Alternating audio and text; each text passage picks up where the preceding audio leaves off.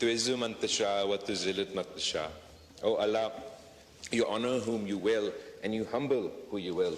Janab Speaker, we bow our heads before 10, in 2012, in 2023, in 2024. Iran तक महदूद नहीं होता. It would have consequences for all neighboring countries in the region, including Pakistan. तो हम इसको सख्ती से इस बॉम्बिंग को, इस हमला को कमज़ामत करते हैं. Yesterday, Janab Speaker,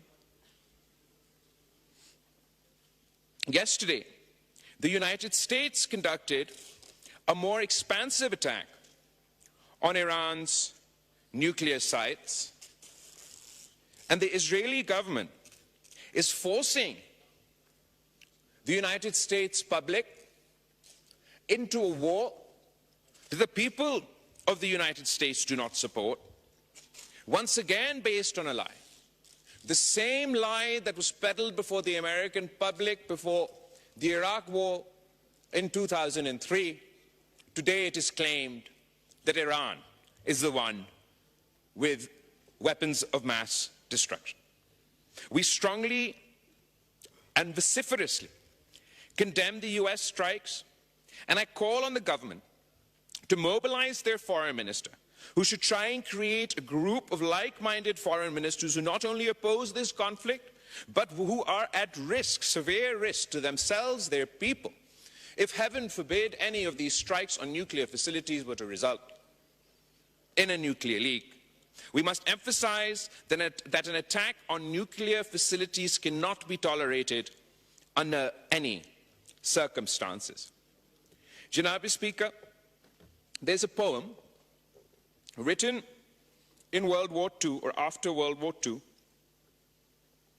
which I'd like to first repeat to you and then rephrase in light of what we are currently experiencing. First, they came for the socialists, and I did not speak out because I was not a socialist. Then they came for the trade unionists, and I did not speak out because I was not a trade unionist. And then they came for the Jews, and I did not speak out because I was not a Jew. And then they came for me, and there was no one left to speak out. ये एक pome है, और जिस शख्स ने इस pome को लिखा वो पहले उस रिजीम का नाजी रिजीम का एक हमायती था, फिर क्रिटिक बना और आखिरकार उसको भी कंसंट्रेशन कैंप में डाला गया.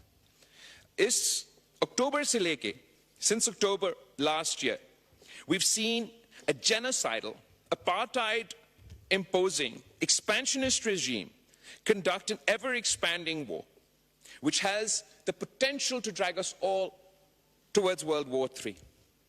This time, first they came for the Palestinians, but the world did not speak out because they weren't Palestinian. Then they came for the Lebanese, but we did not speak out because we were not Lebanese. And then they came for the Yemenis, but we did not speak out because we're not from Yemen. And now they have come for Iran. If we do not speak out, Mr. Speaker, there will be no one left when they come for us. The Israeli regime's aggression across the region must be stopped. We want to see it the day where we can all live in peace, and we can only start working towards that peace if the Netanyahu regime is stopped from its illegal war with Iran, forced to abide by the terms of its withdrawal and ceasefire in Lebanon, and end its apartheid and genocide on Palestinian lands. As it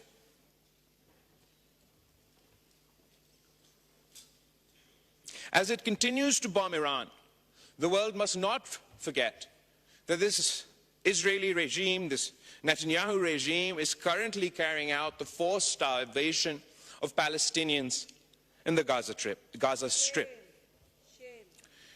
Janab Speaker, हमारे खिते में भी एक Netanyahu का सस्ती copy है, और मैं फख्र से कह सकता हूं कि हमने इस सस्ती कॉपी को जंग के मैदान में हरवा दिया, सफारतकारी के मैदान में हरवा दिया और बयानिया के मैदान में हरवा दिया।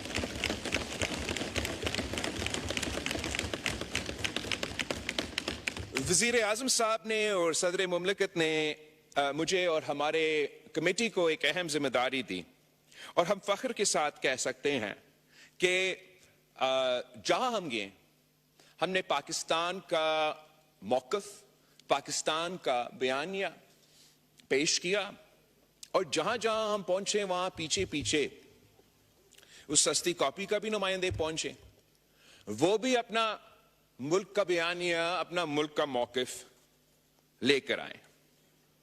हमारा बयानिया तो अमन का पैगाम था, बट पीस टू स्ट्रेंथ। हम एक जंग जीत चुके थे, उनका एक जहाज गिरा चुके थे और हमारा मौक़िफ़ ये कि हमने सीज फायर तो हासिल कर ली, लेकिन जब तक इस खित्ते में हम मुस्तकिल अमन कायम नहीं करेंगे तो ये ना पाकिस्तान के अवाम के मफाद में है, ना भारत के अवाम के मफाद में है। तीन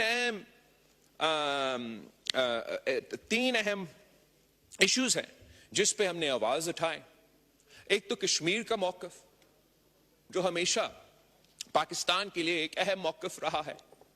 कश्मीर के अवाम की जो उम्मीदें हैं, जो उनका हक है, जहां तक यूनाइटेड नेशंस की रेजोल्यूशंस के मुताबिक, उस पे ना सिर्फ हमने बात की है, मगर अगर आप पिछले हुकूमत का 2019 में जब कश्मीर का हमला हुआ और उनका वजीर आजम यहां खड़ा था, मैं उधर बैठा था, और हम सब ने देखा कि उसकी रिएक्शन में हमारा वजीर आजम साहब ने उस वक्त कहा कि मैं क्या करूं, आप क्या चाहते हो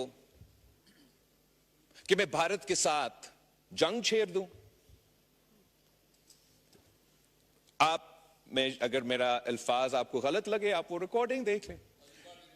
रिकॉर्डिंग हम सब ने ये देखा कि वजीर आजम साहब ने उठ के कहा कि मैं क्या करूं, आप क्या चाहते हो, मैं जंग छेड़ दूं। लेकिन मैं फख्र के साथ कह सकता हूं कि इस दफा जब कश्मीर पे हमला हुआ, जब पाकिस्तान पे हमला हुआ, भारत के तरफ से हमला हुआ, तो पाकिस्तान डरा नहीं, झुका नहीं, हमने जंग की और वो जंग जीत चुके। जब पिछला हुकूमत का रद्द अमल ये था कि हम कश्मीर हाईवे को आज के बाद श्रीनगर हाईवे कह देंगे, जब पिछला हुकूमत का रद्द अमल ये था कि हर फ्राइडे को बाद नमाज जुम्मा पाकिस्तान के अंदर हम सब खड़े होके, जहां भी हम होंगे वहीं के वहीं खड़े होके कश्मीर के लिए आवाज उठाएंगे, इस हुकूमत का जवाब यह था कि इन कच्चे जहाज गिराएं, उनको मजबूर किए कि सीज़फायर हो।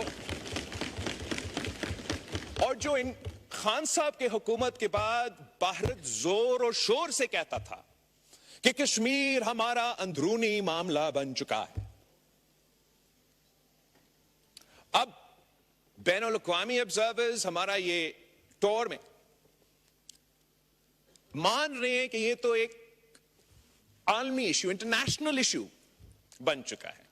तो सबसे पहले सक्सेस ये है कि हमने कश्मीर कॉज को, जो माजी में अंदरूनी मामला में तब्दील कर चुका था, एक बैनुल अक़वामी मामला बन चुका है। ये कश्मीरियों का सबसे बड़ा कामयाबी है कि यूनाइटेड नेशंस हो या यूनाइटेड स्टेट्स का सदर हो, वो सब कहते हैं कि मीडिएशन हो, बैनुल अक़वामी इशू है। भारत भी बैनुल अक़वामी इंटरनेशनल तक तो वो खुद नहीं पहुंचे अभी तक। वो ये जो उनका पुराना अल्फाज थे ना, अंदरूनी मसला, वो तो उससे पीछे हट चुके हैं। बैनुल अक़वामी जहां बाकी दुनिया पहुंच चुके हैं, वो यहां तक तो नहीं पहुंचे। मगर भारत का अपना असेसमेंट ये है कि कश्मीर का मसला एक बायलैटरल इशू है, जिसपे हम पाकिस्तान भारत के दरमियान तय हो सकती।